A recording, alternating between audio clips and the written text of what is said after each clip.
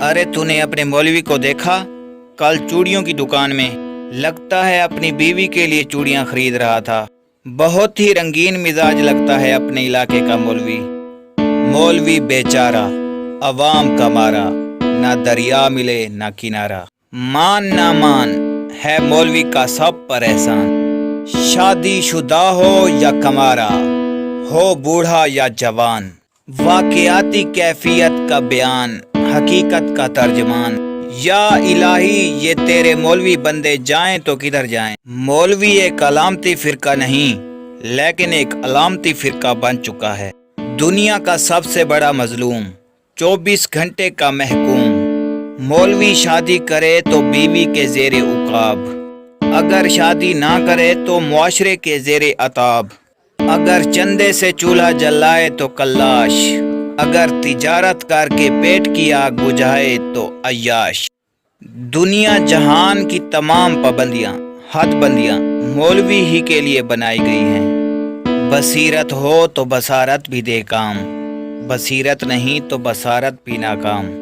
मौलवी की हरकत पे लोगों का क्या रिएक्शन होता है वो मैं आपको बताता हूँ। अरे तूने अपने मौलवी को देखा? कल चूड़ियों की दुकान में लगता है अपनी बीवी के लिए चूड़ियां खरीद रहा था।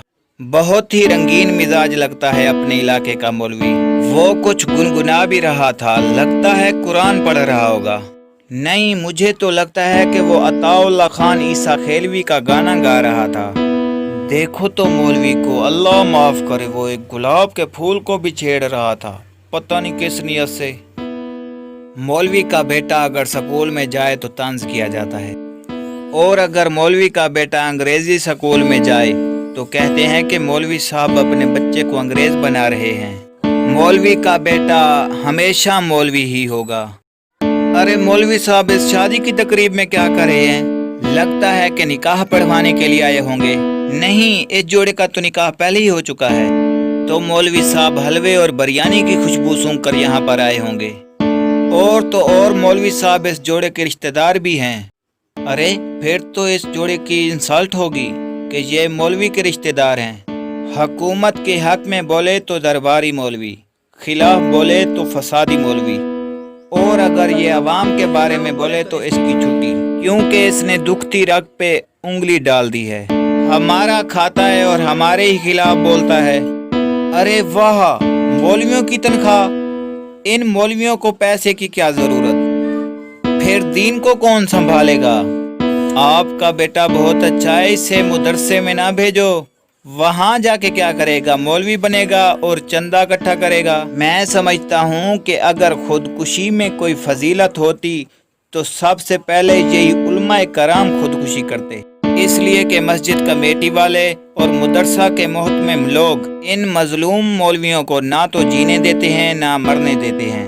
अल्लाह इन कमेटियों को और मुदारिस के मोहतमिम लोगों को हिदायत से मालामाल करे।